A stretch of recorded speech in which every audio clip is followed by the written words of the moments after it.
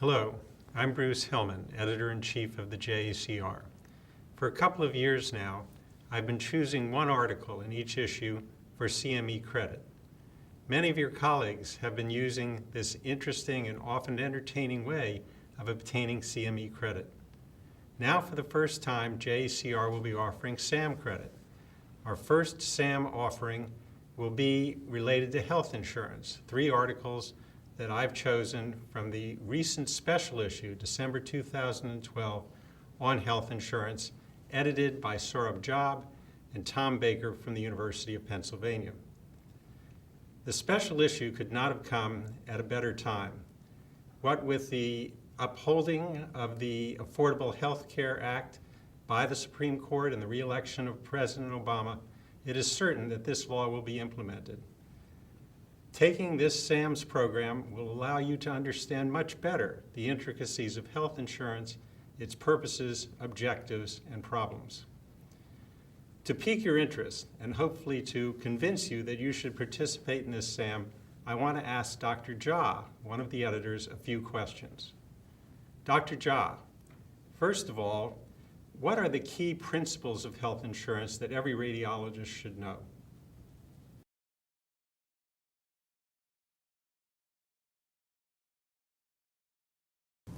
The key principles of health insurance that radiologists or any physician should understand really revolve around understanding why free markets may not work best for healthcare and health insurance.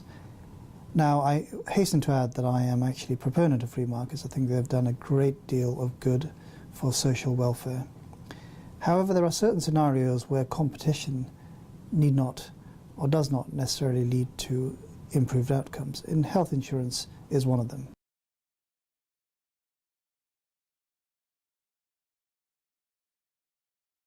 Why? To understand that, one must visit George Akerlof's paper that won him the Nobel Prize.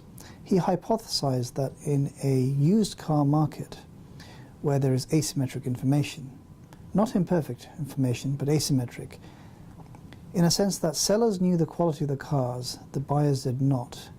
So the sellers were more likely to dispose of cars that were of lower quality relative to the price offered by the buyers. And so the market would progressively be enriched by lower quality cars.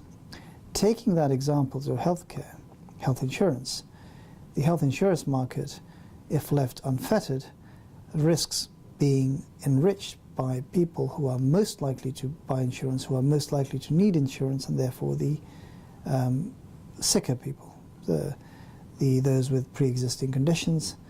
And the healthier people would be more likely to exit the markets because the insurance companies, knowing the tendency of people to do that, would be likely to raise the premiums in order to counteract that.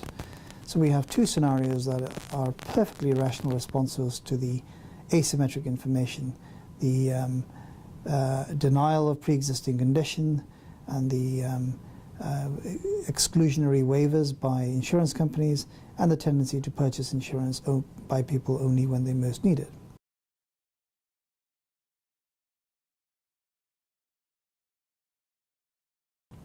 The second paper, the second principle, was expounded by Kenneth Arrows. And that really revolves around one key word: uncertainty. There's a lot of uncertainty in healthcare. Uncertainty when one actually needs the healthcare, uncertainty how much is needed, uncertainty of the quality of the product.